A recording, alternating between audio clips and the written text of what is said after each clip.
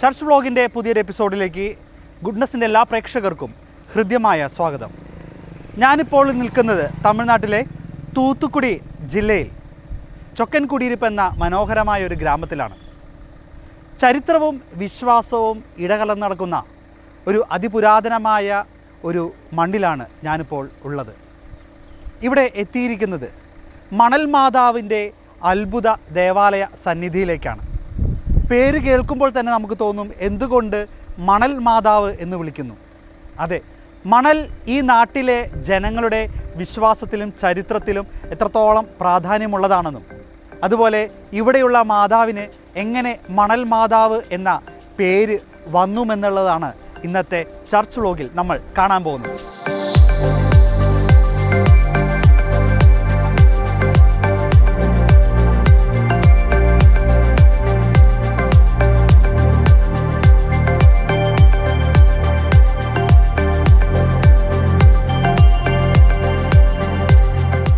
അത്ഭുത മണൽ മാതാവിൻ്റെ ചരിത്രത്തിലേക്ക് നമ്മൾ പോകുന്നതിന് മുമ്പ് ഈ ഒരു നാട്ടിൽ ക്രൈസ്തവ വിശ്വാസം എങ്ങനെ വളർന്നു വന്നു എന്ന് നമ്മൾ മനസ്സിലാക്കേണ്ടതുണ്ട്.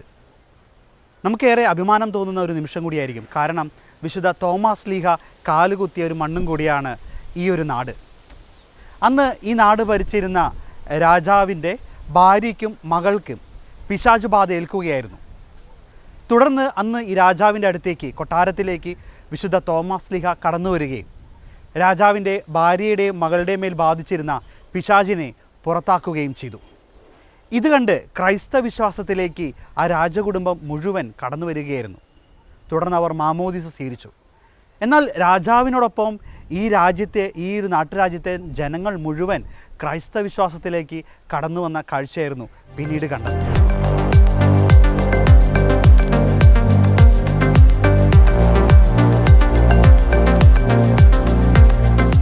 തോമാസ് ലീഹ ഈ നാട്ടിൽ വന്നതിന് ശേഷം ഇവിടെ ഒരു ദേവാലയം പണിതിരുന്നു, അല്ലെങ്കിൽ അത്തരത്തിൽ ആളുകൾക്ക് ഒരുമിച്ച് കൂടി പ്രാർത്ഥിക്കാനൊരു ആലയം നിർമ്മിച്ചോ എന്നുള്ളതൊന്നും ചരിത്രത്തിലില്ല.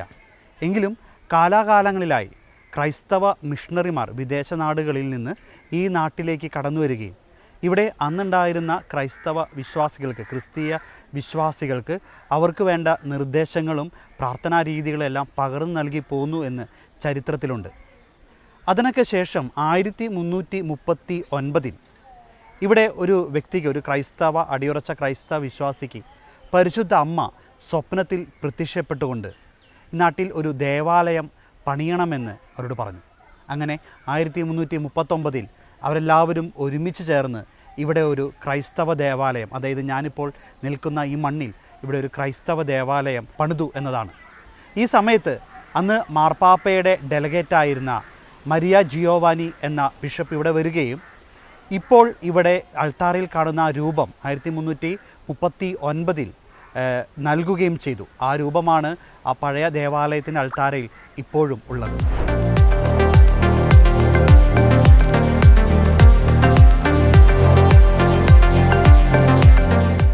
വീണ്ടും നൂറ്റാണ്ടുകൾക്ക് ശേഷം 1548 വിശുദ്ധ ഫ്രാൻസിസ് സേവറും ഈ മണ്ണിൽ കാലുകുത്തി. അദ്ദേഹം ഇവിടെ വരികയും ഇവിടുത്തെ ക്രൈസ്തവ വിശ്വാസികൾ, ക്രിസ്തീയ വിശ്വാസികളുമായി സംസാരിക്കുകയും ഒരുപാട് പേർക്ക് മാമോദീസ നൽകുകയൊക്കെ ചെയ്തു. ഒപ്പം അദ്ദേഹം ഇവിടെ വലിയ അത്ഭുതങ്ങളൊക്കെ പ്രവർത്തിച്ചു. മരിച്ചുപോയ ഒരു വ്യക്തിയെ അദ്ദേഹം ഉയർപ്പിച്ചു. അത്തരത്തിൽ ഇവിടെ ഉണ്ടായിരുന്ന ക്രൈസ്തവ വിശ്വാസികളുടെ ഇടയിൽ വീണ്ടും ഊർജവും അവർക്ക് അനുഗ്രഹവും നൽകുന്ന ഒരു സന്ദർഭമായിരുന്നു വിശുദ്ധ ഫ്രാൻസിസ് സേവ്യറുടെ ഈ ഒരു കൂടിക്കാഴ്ച.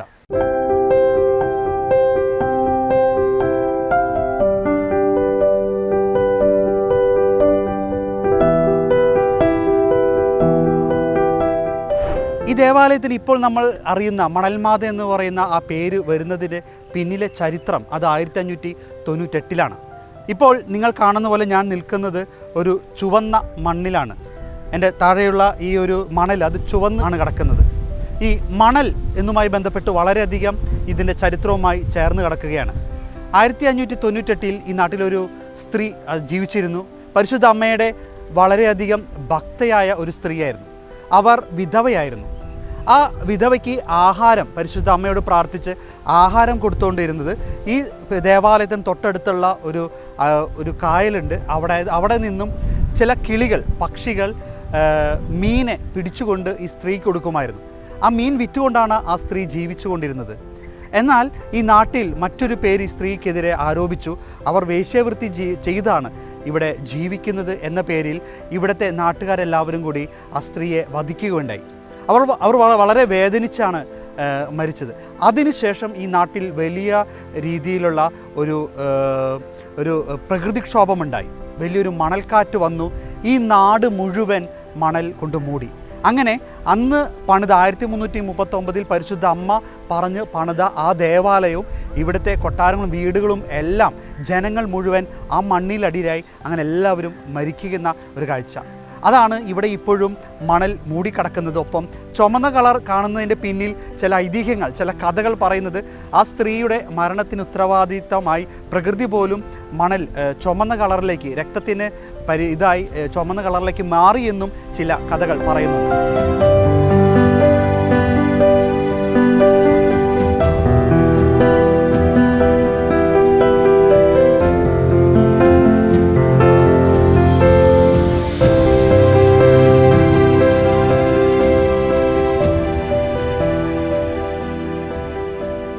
തുടർന്ന് ഏകദേശം ഒരു 300 വർഷങ്ങൾക്ക് ശേഷം 1898 ഈ നാട് മുഴുവൻ ഇതുപോലെ മണൽ വിരിച്ച് കിടക്കുകയാണ്. ഇവിടെ ആട് മേയിച്ചിരുന്ന ഒരു ബാലൻ, അവൻ ഈ വഴി നടന്നു പോകുമ്പോൾ അവൻ്റെ കാല് ഒന്നിൽ ഉടക്കി. അവനത് നോക്കുമ്പോൾ താഴെ എന്തോ മരത്തിൻ്റെ ഇത് കണ്ടു. അവനത് കുഴിച്ചു. അത് കുഴിച്ചു കഴിഞ്ഞപ്പോൾ അതിൻ്റെ ഉള്ളിൽ ഒരു മരക്കുരിശ് അവൻ കണ്ടു. അവൻ ഉടനെ തന്നെ ഈ നാട്ടിലെ തൊട്ടടുത്തുള്ള ചൊക്കൻകുടിയിലെ ദേവാലയത്തിലേക്ക് അവിടുത്തെ വികാരിയച്ഛനെയും അവിടുത്തെ ഇടവജനങ്ങളെയും അറിയിച്ചു. അവർ വന്ന് ഇവിടെ വന്ന് ഈ കുരിശ് വീണ്ടെടുത്തു. കുരിശ് വീണ്ടെടുക്കുമ്പോഴാണ് അതിന് താഴെ അന്ന് 1339 പരിശുദ്ധ അമ്മ പ്രത്യക്ഷപ്പെട്ട് പണിത ആ ദേവാലയം മാത്രം ഒരു കേടുപാട് പോലും ഇല്ലാതെ ആ ഭൂമിയുടെ താഴെ, മണലിന് താഴെ അവിടെ നിൽക്കുന്ന കാഴ്ച പിന്നീട് കണ്ടത്. അങ്ങനെ ഇവിടുത്തെ വിശ്വാസികളും ഇടവജനങ്ങളെല്ലാവരും കൂടി ആ ഒരു കുരിശും ആ ഒരു ദേവാലയവും വീണ്ടെടുത്തു. ഇപ്പോൾ നിങ്ങൾ എൻ്റെ പുറകിൽ കാണുന്ന ഈ ദേവാലയം 2 നിലയായിട്ടാണ് പണിതിരിക്കുന്നത്. കാരണം ഈ മണ്ണിൻ്റെ അടിയിൽ അന്ന് പണ്ടത്തെ ആ ഒരു ക്രൈസ്തവ ദേവാലയവും അന്ന് ആ ബാലൻ്റെ കാലിൽ കൊണ്ട ആ കുരിശും ഇപ്പോഴും അവിടെയുണ്ട്. ആ ദേവാലയവുമുണ്ട്. അതിന് മുകളിൽ ഇപ്പോൾ ഒരു പുതിയൊരു ദേവാലയം, ചെറിയൊരു ദേവാലയം നിർമ്മിച്ചു എന്ന് മാത്രം. അത്ര വലിയ ചരിത്ര പ്രാധാന്യമുള്ള, അത്ഭുതമുള്ള ആ ഒരു ദേവാലയത്തിലേക്ക് നമുക്ക് കിടക്കാം.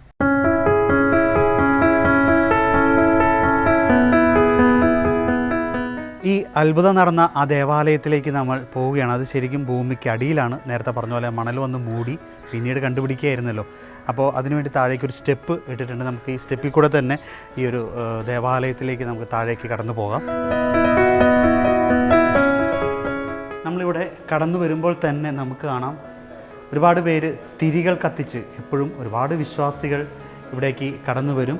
അവർ ഇവിടെ തിരികൾ കത്തിച്ച് വരുമ്പോൾ തന്നെ അവരിവിടെ തിരികൾ കത്തിക്കും. തിരികൾ കത്തിച്ച് മാതാവിൻ്റെ മാധ്യസ്ഥം അപേക്ഷിച്ച് പ്രാർത്ഥിച്ച് തന്നെയാണ് അവരിവിടെ അകത്തേക്ക് പോകുന്നത്. ഇത് നമ്മൾ ആ പഴയ ദേവാലയത്തിലേക്ക് കടക്കുന്ന കാഴ്ചയാണ്. ഇവിടെ വരുമ്പോൾ തന്നെ നമുക്ക് കാണാം ഇവിടെ 3 ഭാഷകളിൽ, അതായത് തമിഴ്, ഇംഗ്ലീഷ്, മലയാളം, ഈ 3 ഭാഷകളിൽ ഈ ദേവാലയത്തിൻ്റെ ഹിസ്റ്ററി, ചരിത്രം ഇവിടെ അവർ എഴുതി വച്ചിട്ടുണ്ട്. അതോടൊപ്പം തന്നെ വിശ്വാസികൾക്ക് ഇവിടെ കയറി വന്ന് ഇവിടെ ഒരു നിലവിളക്കുണ്ട്. ആ നിലവിളക്കിൽ എണ്ണ ഒഴിച്ച് തിരികത്തിച്ച് അവർ പ്രാർത്ഥിച്ചുകൊണ്ട് തന്നെയാണ് ഈ ഒരു ദേവാലയത്തിലേക്ക് കടന്ന് പോകുന്നത്. ഇപ്പോൾ നമ്മൾ കടക്കുന്നത് ഇത് പഴയ ആ ദേവാലയമല്ല. ഇത് പിന്നീട് അവർ ആ ദേവാലയം കണ്ടെത്തിയതിന് ശേഷം കയറി വരാൻ വേണ്ടി നിർമ്മിച്ചതാണ്. അതോടൊപ്പം തന്നെ വിശുദ്ധ കുർബാനയൊക്കെ നടക്കുന്ന സമയത്ത് ഒരുപാട് വിശ്വാസികളുണ്ടാവും. അപ്പോൾ അവർക്ക് എല്ലാവർക്കും വേണ്ടി നിൽക്കാൻ വേണ്ടി ഒരു റൂം അല്ലെങ്കിൽ ഒരു ഹോള് പോലെ ദേവാലയത്തോട് എക്സ്റ്റെൻഡ് ചെയ്തെടുത്തിരിക്കുകയാണ്. നിങ്ങൾ കാണാൻ സാധിക്കും, ഈ കാണുന്നതാണ് ഇപ്പോൾ എൻ്റെ പുറകിൽ കാണുന്ന കവാടവും ആ ഭിത്തിയും. അതാണ് അന്ന് 1339 പണിത പരിശുദ്ധ അമ്മ പ്രത്യക്ഷപ്പെട്ട് ഇവിടെ ദേവാലയം പണിയണമെന്ന് പറഞ്ഞ് പണിത ദേവാലയം. ഈ ദേവാലയമായിരുന്നു ഏകദേശം ഒരു 300 വർഷങ്ങളോളം മണ്ണിൻ്റെ ഉള്ളിൽ അടിപ്പെട്ട് പോയത് ഈ ഒരു ദേവാലയം. ആ ദേവാലയം ഇന്നും ഇപ്പോൾ തിരിച്ചു കിട്ടിയിരിക്കുന്നു. ഒരുപാട് വിശ്വാസികൾ ദേവാലയത്തിൽ വന്ന് പ്രാർത്ഥിക്കുന്നു. മണൽ മാതാവ് എന്ന പേരിൽ മാതാവ് ഇപ്പോഴും അവിടെ അകത്തുണ്ട്. ആ മാതാവ് അന്ന് കൊണ്ടുവന്ന ആ മാതാവ് ഉണ്ട്. അതോടൊപ്പം തന്നെ അന്ന് ഇടയബാലൻ 1800കളിൽ ഇടയബാലൻ്റെ കാലിൽ ഒരു മരക്കുരിശ് കാലിൽ പെടുകയും അത് കണ്ടിട്ടാണ് ഇതിനുള്ള ദേവാലയം കണ്ടെത്തുന്നത്. ആ ഇടയബാലൻ കണ്ടെത്തിയ കുരിശാണ്. ഈ ദേവാലയത്തിൻ്റെ ടോപ്പിലെ കുരിശായിരുന്നു അന്ന് ഇടയബാലൻ കണ്ടെത്തിയത്. ആ കുരിശ് ഇതിൻ്റെ മുകളിലുണ്ട്. അതിനകത്ത് കടക്കാനായിട്ട് 2 സൈഡിൽ സ്റ്റെപ്പ് ഉണ്ട്. നമുക്ക് എന്തായാലും ഇപ്പോൾ ആദ്യം ഈ ദേവാലയത്തിനകത്ത് കയറി പ്രാർത്ഥിക്കാം.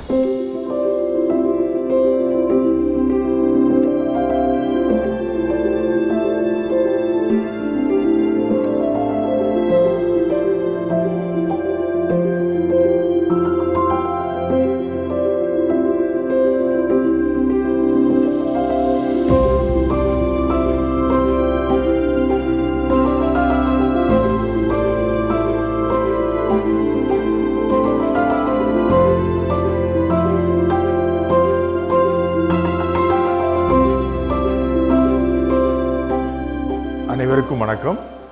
நான் தூத்துக்குடி மறை மாவட்டம் சொக்கன்குடியிருப்பு பங்கு அதிசய மணல் மாதா திருத்தலத்திலிருந்து உங்களோடு பேசுகின்றேன். இந்த திருத்தலமானது சிறந்த விதத்தில் ஏராளமான மக்களை இந்த இடத்திற்கு வர வைத்து அதிசய மணல் அன்னையின் வழியாக ஏராளமான அருளை பெற்று செல்கின்ற இடமாக இருக்கிறது. இந்த திருத்தலம் கண்டுபிடிக்கப்பட்ட நாளிலிருந்து இந்த இடத்திற்கு வருகின்றவர்கள் அனைவரும் ஏராளமான வரங்களை பெற்று செல்கிறார்கள். அந்த வகையில் நீங்கள் பார்க்கின்ற இந்த ஒரு ஆலயமும் இந்த ஒரு பலிப்பீடமும் தான் தொடக்கத்தில் இந்த ஆலயம் கண்டுபிடிக்கப்பட்ட போது இருந்த ஒன்று. அதே நேரத்தில் இங்கு இருக்கின்ற சிறுவங்கள் 3மே இந்த ஆலயம் தோண்டி கண்டெடுக்கப்பட்ட போது உள்ள ஒரிஜினல் சிறுவங்கள். இந்த ஆலயம்தான் ஏறக்குறைய பல ஆண்டுகள் பூமிக்கு அடியிலிருந்து ஒரு ஆடு மேய்க்கின்ற சிறுவனால் கண்டுபிடிக்கப்பட்டது. இந்த இடத்திற்கு வருகின்றவர்கள் நிச்சயமாக இறை ஆசிரை பெற்று செல்கின்றார்கள். இந்த ஆலயத்திற்கு மேல் இப்பொழுது வழிபாட்டிற்காக ஒரு பெரிய ஒரு ஆலயம் கட்டப்பட்டிருக்கிறது. அந்த இடத்திலும் மக்கள் வழிபாடு செலுத்தி இறை ஆசிரை பெறுகின்றார்கள். இந்த இடம் ஏறக்குறைய ஏராளமான மக்கள் இந்த மணலில் படுத்து உறங்குகின்ற பொழுது அருளையும் ஆசீர்வாதத்தையும் பெறுகிறார்கள் என்று சொல்லி அவர்களுடைய ஒவ்வொரு நிகழ்விலிருந்து சாட்சி பகிர்ந்து கொண்டிருக்கிறார்கள். இப்படிப்பட்ட திருத்தலத்தில் இருந்து உங்களோடு பேசுவதில் நான் மிகுந்த மகிழ்ச்சி அடைகின்றேன்.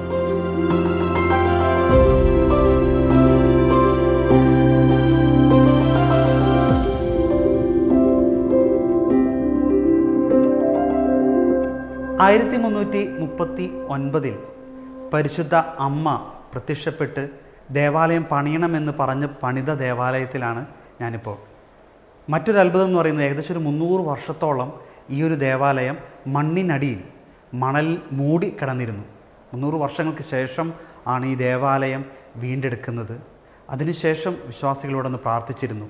എൻ്റെ പുറകിൽ കാണുന്ന ഈ ഒരു അൾത്താര അന്ന് 1339 പണിയുന്ന അൾത്താരയും അതിനുള്ളിലുള്ള ആ 3 രൂപങ്ങൾ അന്ന് ആ കാലഘട്ടത്തിൽ അന്ന് വത്തിക്കാൻ സ്ഥാനപതി ഡെലഗേറ്റ് ഇവിടേക്ക് കൊടുത്തുവിട്ട അല്ലെങ്കിൽ അദ്ദേഹം കൊണ്ടുവന്ന് സ്ഥാപിച്ച ആ മാതാവിൻ്റെ രൂപവും കൂടിയാണ് ഇരിക്കുന്നത്. അതാണ് മണൽ മാതാവ്. ഇവിടേക്ക് ഒരുപാട് വിശ്വാസികൾ കടന്നു വരുന്നു. ഒപ്പം മറ്റ് കാര്യങ്ങളൊന്നും ഈ ദേവാലയത്തിൽ ചെയ്തിട്ടില്ല. ഏറ്റവും പ്രധാനപ്പെട്ടതായിട്ട് മറ്റു വിഷയം, അന്ന് ഈ ഒരു ദേവാലയം നിർമ്മിച്ച ശേഷം കണ്ടുപിടിച്ച് കഴിഞ്ഞിട്ട് ഇവിടേക്ക് എത്തുമ്പോൾ വലിയ രീതിയിലുള്ള ശ്വാസമുട്ടലൊക്കെ അനുഭവിച്ചിരുന്നു. കാരണം ഇത് മണ്ണിനടിയിലാണല്ലോ, ഇപ്പോഴും നമ്മൾ മണ്ണിനടിയിലാണ് നിൽക്കുന്നത്. അതുകൊണ്ട് അന്ന് 1800കളിൽ വിശ്വാസികൾ പണിത ഒരു വെന്റിലേഷനാണ് നമുക്കിപ്പോൾ ഇവിടെ കാണാൻ സാധിക്കുന്നത്. ഇത് ഈ ദേവാലയത്തിൻ്റെ ഏകദേശം ഒരു 6 സ്ഥലങ്ങളിലായിട്ടുണ്ട്. ഇത് നേരെ വെന്റിലേഷൻ പോലെ മുകളിലേക്ക് പോകുന്നു. അവിടെ നിന്ന് വായു അകത്തേക്ക് കടന്നു വരുന്നു. അതുപോലെ തന്നെ ഓപ്പോസിറ്റ് സൈഡും അൾത്താരയുടെ 2 സൈഡിലും ഇതുപോലുള്ള വെന്റിലേഷൻ അന്ന് നിർമ്മിച്ചിട്ടുണ്ട്.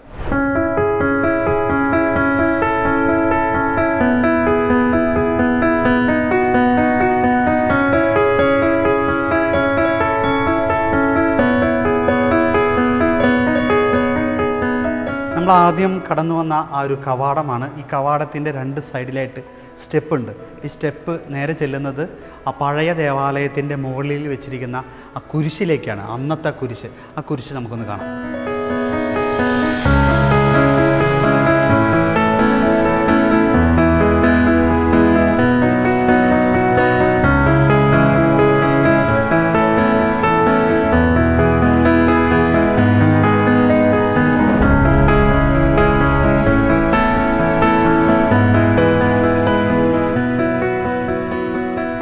நீங்கள் பார்க்குற இதுதான் இப்பொழுது மக்கள் வந்து இந்த குருசை தொட்டு வணங்கி அவங்க தங்களுடைய வேண்டுதலை அவங்க பெற்று செல்கிறாங்க. நீங்கள் பார்க்குற இந்த குருசு தான் ஏறக்குறைய 300 வருடத்திற்கு முன்னால் உள்ள குருசு. அது அழியாமல் எந்த விதமான பாதிப்பும் இல்லாமல் அது அப்படியே இருக்கிறது.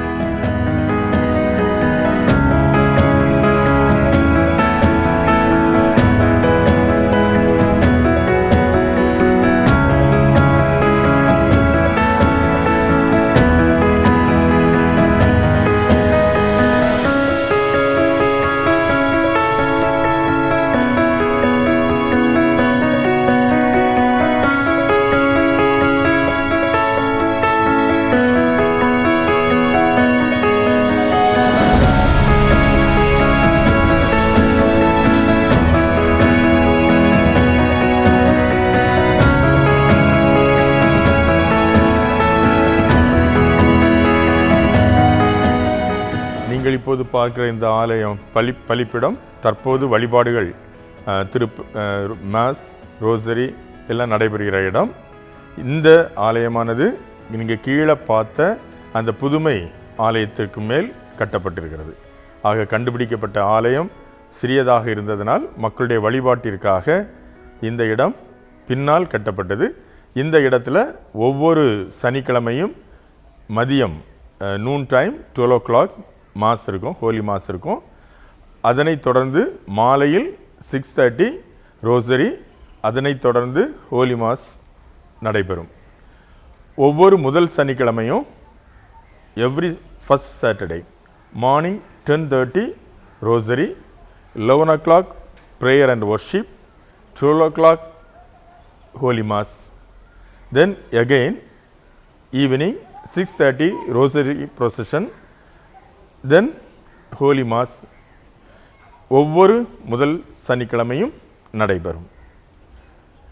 ஒவ்வொரு ஆண்டும் செப்டம்பர் மாதம் கடைசி சனி மற்றும் வெள்ளிக்கிழமை, September month last Saturday and Sunday the annual feast will be celebrated.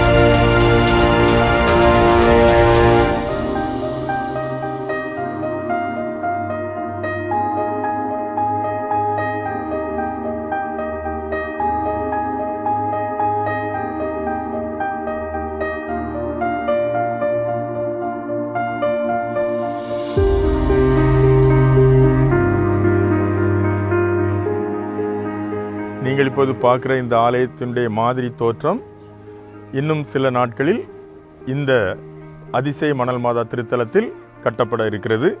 இந்த ஆலயமானது கீழே உள்ள அந்த சிற்றாலயத்தை மையமாக வைத்து அதன் மேல் இந்த புதிய ஆலயமானது கட்டப்பட இருக்கிறது. அந்த ஆலயத்தினுடைய மாதிரி தோற்றம் தான் இப்பொழுது நீங்கள் பார்த்தது.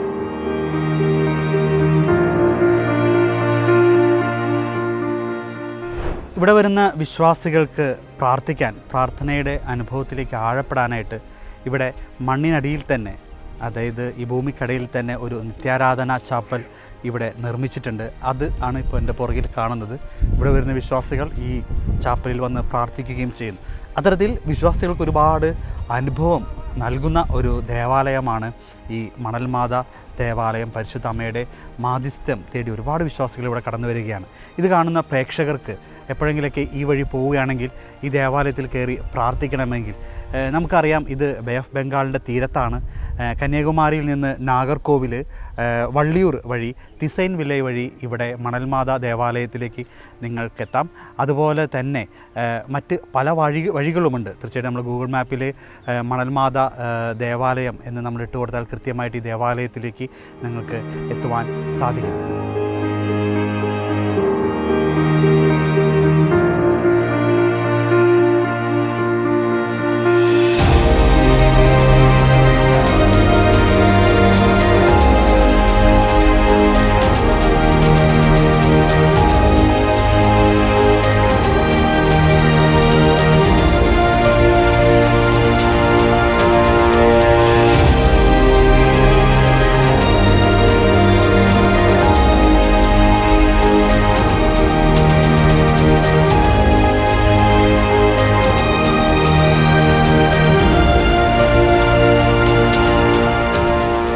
പരിശുദ്ധ അമ്മ ഇന്നും നമ്മുടെ കൂടെ അടയാളങ്ങളിലൂടെയും അത്ഭുതങ്ങളിലൂടെയും എല്ലാം മനുഷ്യരുടെ കൂടെ തന്നെ ഈശോയിൽ നിന്ന് നമുക്ക് വേണ്ടുന്ന അനുഗ്രഹങ്ങൾ വാങ്ങിത്തരാൻ പരിശുദ്ധ അമ്മ നമ്മുടെ ഇടയിലുണ്ട് എന്നതിൻ്റെയൊക്കെ ഏറ്റവും വലിയ തെളിവുകളാണ് പരിശുദ്ധ അമ്മയുടെ അത്ഭുതത്താൽ മാധ്യസ്ഥ ശക്തിയാൽ ലഭിക്കുന്ന അനുഗ്രഹങ്ങളും നമ്മൾ ഇപ്പോൾ കണ്ട ഈ അത്ഭുത ദേവാലയങ്ങളുമെല്ലാം.